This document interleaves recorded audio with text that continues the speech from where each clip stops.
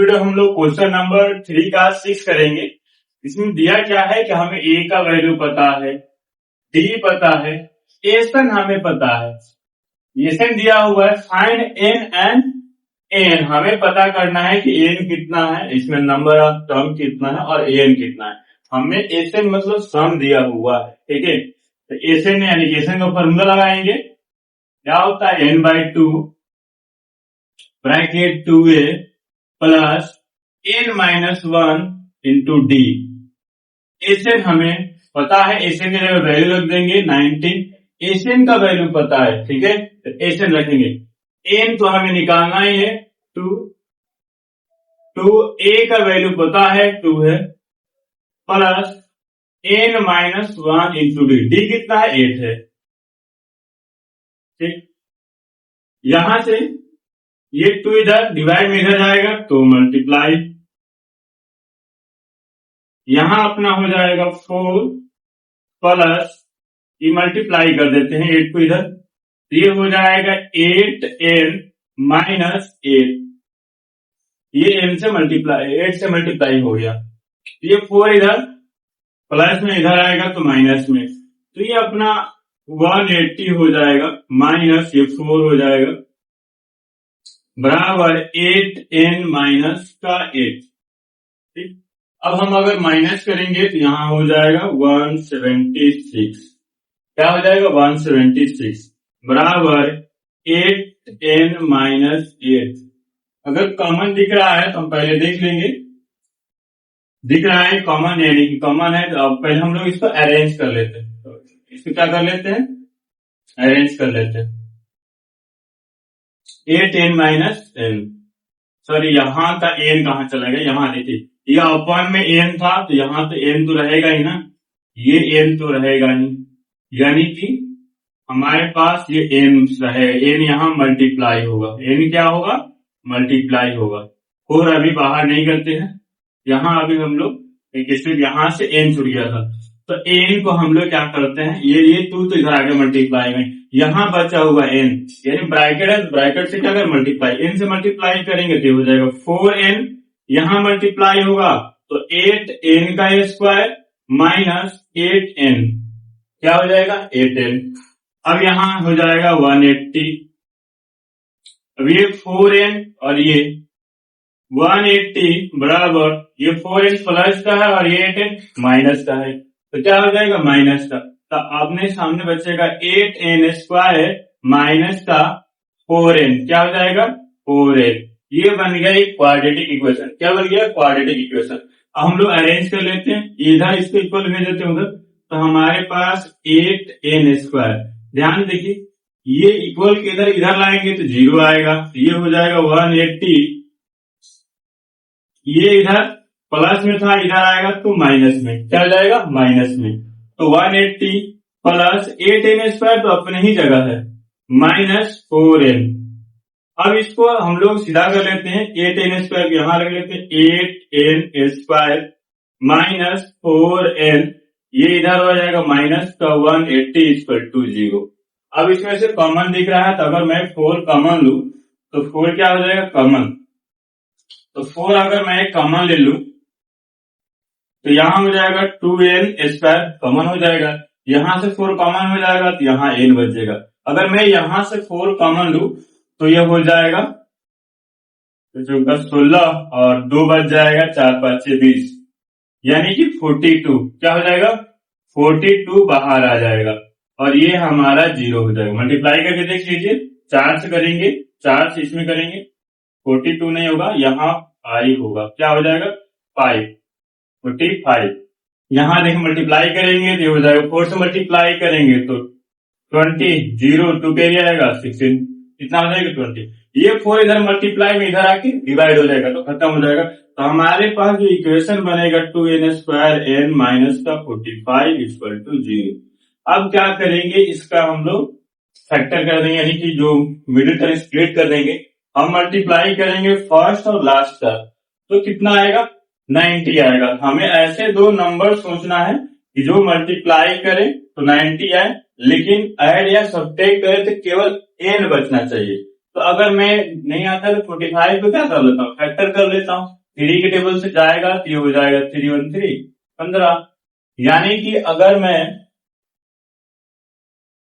15, ठीक है, तो अगर मैं यहां रख दूं 65, तो 90 आया था मल्टीप्लाई होने पे, तो 90 का फैक्टर करेंगे तो 90 आया तो पहले 2 के टेबल से जाएंगे, ये हो जाएगा 45 और ये हो जाएगा 2 से नहीं जाएगा, 3 से जाएंगे तो 3 से करेंगे तो ये हो जाएगा 15, यहाँ 3 से करेंगे तो ये हो जाएगा 5। अब इन्हीं नंबर का फैक्टर कर लेंगे और देख लेंगे क्या नंबर आया जो मल्टीप्लाई करेंगे तो क्या आएगा, 90 है। लेकिन ऐड या सब्ट्रैक्ट करेंगे तो हमें ये बीच वाला टर्म मिलना चाहिए। क्या मिलना चाहिए, बीच वाला टर्म। अगर मैं यहां 6 कर लूं और यहाँ 15 कर लूं, 15 6 करने, ठीक है, 15 और 6 लेंगे तो 90 तो आएगा, लेकिन इसका अंतर हम करेंगे तो ज्यादा आ रहा है। अंतर क्या आ रहा है, 9 का आ रहा है, लेकिन हमें 9 का अंतर नहीं चाहिए, हमें चाहिए कि 1 का अंतर यानी n बचना चाहिए। तो हम ऐसे कौन सा नंबर ले सकते हैं, अगर मैं करूं 10 इंटू 9, 10 इंटू 9 कर लू, 10 और 9 कर लेंगे तो 90 आ जाएगा। और मैं अंतर ले लूंगा 9, यहाँ मतलब माइनस में कर लेंगे, प्लस का 10 कर लेंगे तो क्या आ जाएगा 1। तो हमें 1 ही, यानी कि n के अगर टर्म में लिखेंगे तो 1 ही बचेगा। तो हमारे पास जो सेक्टर आया है, क्या आया है, जो सेक्टर आया है वो हम लेंगे 2n square minus 10n, minus यहां ले लिए तो हम लोग क्या करेंगे, प्लस का 9n रखेंगे, तभी तो n बचेगा माइनस का और यहाँ माइनस का है, और ये हो जाएगा माइनस का 45 इक्वल टू 0। अब यहां से कॉमन ले लेंगे, कॉमन लेंगे, इसमें कॉमन क्या है, 2 कॉमन है, तो क्या कर लेंगे 2 कॉमन ले लेंगे, तो यहाँ 2n कॉमन है, दोनों तरफ से क्या कॉमन है 2n, यहाँ हो जाएगा n माइनस यहाँ 5 कॉमन होगा और n भी कम हो जाएगा, सॉरी 2 टेबल में पढ़ेंगे तो यहाँ क्या हो जाएगा 5 बच जाएगा और n तो बाहर चला गया, फिर कॉमन लेने का मतलब होता है कि जब आप मल्टीप्लाई करें तो फिर वही वाला टर्म आ जाना चाहिए। तो मल्टीप्लाई करिए, देखिए n से मल्टीप्लाई करेंगे तो 2n स्क्वायर हो जाएगा, फिर इसमें मल्टीप्लाई करेंगे 5 से 10 आ जाएगा। अब यहां से क्या कॉमन है, जो दोनों तरफ कॉमन होना चाहिए। अगर मैं 9 कॉमन ले लू, 9 केवल 9 कॉमन ले रहा हूं तो मुझे यहाँ n बचेगा, माइनस कॉमन ले लिया बाहर तो अंदर क्या बचेगा प्लस, माइनस बाहर आ गया तो अंदर क्या हो जाएगा प्लस, अंदर प्लस हो जाएगा तो ये हो जाएगा 5, सॉरी यहां से हम लोग प्लस कॉमन लेंगे और यहाँ माइनस नहीं रखेंगे, क्या रखेंगे माइनस, क्योंकि जब कॉमन लीजिएगा तो ये और ये टर्म इक्वल आना चाहिए, कॉमन लेने का मतलब है वो टर्म इक्वल आना चाहिए। तो यहाँ क्या हो जाएगा माइनस का 5 इक्वल टू 0। देखिए यहाँ भी सेम है और यहाँ भी सेम है, जब आप प्लस के 9 से मल्टीप्लाई करिएगा, देखिए ये हो जाएगा प्लस का 9 और ये हो जाएगा प्लस माइनस तो माइनस 45 हो जाएगा, तो कॉमन सही है। अभी 2n प्लस का 9 लिख देंगे एक साथ और इन दोनों को में से कोई एक ले लेंगे तो n माइनस 5 इक्वल टू 0।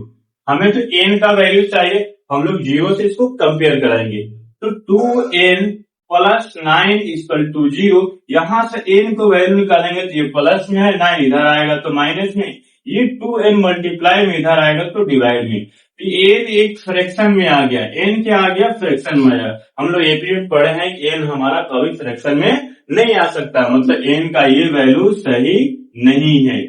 अब अगला चेक करते हैं, n माइनस 5 इक्वल टू 0, तो n का वैल्यू आ जाएगा 5, यानी कि ये हमारा एक क्या है इंटीजर है, तो हमारा n हमें इंटीजर में ही आना चाहिए, तो n का वैल्यू यही सही हो जाएगा, ये वाला नहीं लेंगे क्योंकि हम लिख देंगे कि n never come in fraction. अरे मान लीजिएगा किसी को पैसा दे रहे हैं काउंट करके, ये थोड़ी बोल दीजिएगा हमने उसको -5 रुपया दिया, यानी कि n एक काउंटिंग होता है जो रियल होता है, तो यानी कि n हमारा फ्रैक्शन में नहीं लिख सकते, ठीक है, तो n हमारा क्या हो जाएगा 5 हो जाएगा। जब n हमें मालूम चल गया, पूछा था n, अब अगला है an बताना है, क्या बताना है an क्या आएगा, यानी कि जो हमारा n मतलब 5, यानी कि 5 टर्म बताना है। n का फॉर्मूला होता है a प्लस का n माइनस का 1 इंटू डी, यानी एन के जगह यहाँ 5 रखेंगे तो मतलब A5 का वैल्यू पूछ रहा है। क्या पूछ रहा है? A5 का वैल्यू पूछ रहा है। तो A5 यानी कि ए हमें पता है कितना था, 2 था। 2 प्लस एन के जगह 5 रख देंगे -1। डी हमें पता है, डी कितना था, 8 था, 8 रख देंगे। तो 2 प्लस यहाँ हो जाएगा 4 इंटू 8, क्या हो जाएगा 2 प्लस का 32। तो A5 जो वैल्यू आ जाएगा क्या आ जाएगा, 34 आ जाएगा। तो हमसे जो पूछा था एन और एन, यानी कि जो A5 है वो उसका वैल्यू कितना है, 34 है। तीसरा क्वेश्चन नंबर 3 का 6 कंप्लीट होता है। मिलते हैं नेक्स्ट क्वेश्चन के लिए नेक्स्ट वीडियो में।